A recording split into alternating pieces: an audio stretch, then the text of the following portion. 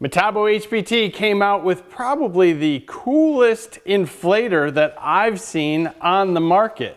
We have everything we could imagine here. It'll take an 18-volt battery, the MultiVolt 36-volt battery, or you open this little compartment and you have a very long cigarette lighter adapter. So you can run this off your car without issue, get around to all those tires without a battery. Now, second, you also have a very long hose with a nice screw-on adapter at the end, so you can get at multiple tires. If you have larger tires and this is sitting on the ground, no issue.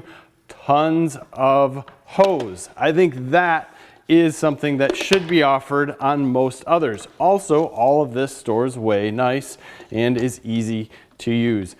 LED light, in case you need to see. The screen on this is a little hard to see at different angles on the camera only. If you push this button, we can go from low volume, high pressure to low pressure, high volume. And we can do so on this hose that is attached here, and it screws into the bottom. So it's nicely attached. Now you have two places to put it in. You have air out here and air in here. So this is an inflator and deflator for larger objects like pool, floaties, different things like that, any type of tube. So awesome way of actually inflating and deflating things and also storing different items. Now in here, on this end, we have a high volume adapter, and we also have something that you would use just to pump up any sort of inner tube, I guess, or different type of pool floaty. The other side, our LED lights on. That is in a place where I hit it often. You have our Presta adapter, Schrader valve, and then just a standard small little guy that you would push in for, again, that's going to be high pressure on this side, low volume.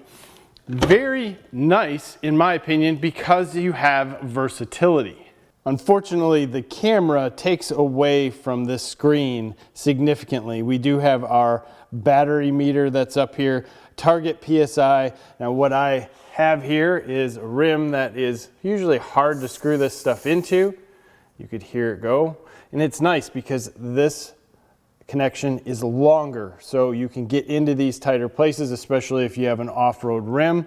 We can come back down here, get to the right place. 26 PSI in here. We're going to set our target pressure up. We're just going to go to 30, and you can see if you push and hold, it goes quite fast, which is good if you're trying to get up, because this will go up to 160 PSI. Now if we just hit start, stop, it starts going.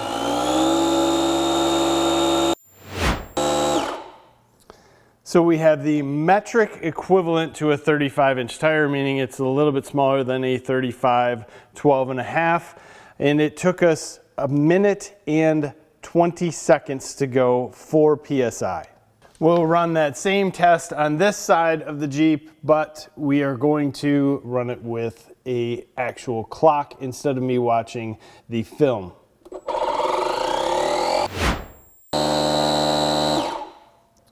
This side took a minute, 30 seconds approximately to do the same thing. So let's just verify the accuracy of this at 30 PSI. We'll do so. I have a Blue Point digital gauge here.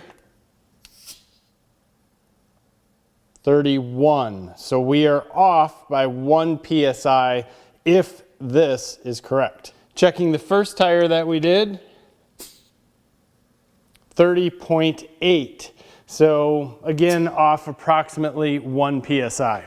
To me, this is something all of our inflators are used for, and it is perfect because usually you can just set the kids out and say, hey, go pump up your own bike tires, and it's simple.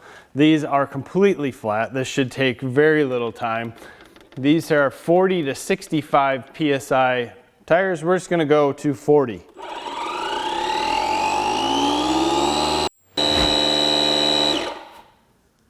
Less than a minute on that, and it stopped at 40 PSI there. Sometimes on these small tires, you get a little bit of a fluctuation, which I think is interesting to see that it was that spot on. Here's a little personal opinion thrown in on almost all the inflators out there because they work pretty close to the same.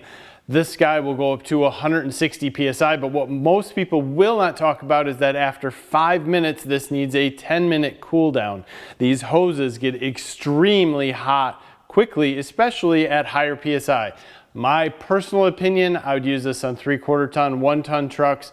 Maybe if you had an F450 that went to 110 PSI, but once you get above that, you're starting to get to a point where no matter what you do, even if you're just going from 108 to 110, it is taking 5 minutes. So this becomes less useful if you follow the rules and use this the way that the manual says, by 5 minutes, resting 10. That's hard because this will get so incredibly hot that at some point in time, these hoses will get hot, disconnect from the compressor, and bad things happen, obviously rendering them not usable. And if that happens, they're gonna say you were abusing the tool and it's not covered under warranty. I'm not saying that this tool, that goes across the board. All inflators, some of them get hotter faster. So when you start using this in the upper end stuff, think about the duty cycle that's out there. A lot of people will say, hey, how long does it take to go from 0 to 30 PSI in a tire? It's not really meant to do that. Will it do it? Yes, it's going to take some time. It's going to be over the duty cycle for sure, and therefore not recommended. This is a great unit, in my opinion, because it can be thrown in the car without a battery. Or if you throw it in the car and you have a battery and it discharged or isn't working, you have a backup by having the cable. That to me is what you need in an emergency situation, something that you can actually use. And if you have a trailer and you have something out there that you can't get to, or you need to just do a whole bunch of stuff, you can use the car for up close, the battery for out further away. And with that said, it doesn't take up that much room. Now, wrapping this cable up is actually nice if you get it in the correct spot. There's 2 rows that the hose goes in, and once you're in the right place, it all wraps up, stores very nicely. I think this is probably one of the best emergency inflators that I've seen out there because it has multiple ways of working with things and it's all stored on board. So I'll leave a link in the description. Talk to me about this guy. What do you think? Is it something that you're into? This is a tool I would have loved to seen from Metabo HPT about 4 years ago when all the inflators came out. But with that said, this one surpasses most of the other ones out there in build quality and the way it's all set up and what it carries with it. Thoughts, comments below. Give us a like in this video. Subscribe to the channel if you haven't already. Thank you for your time. Have a great day.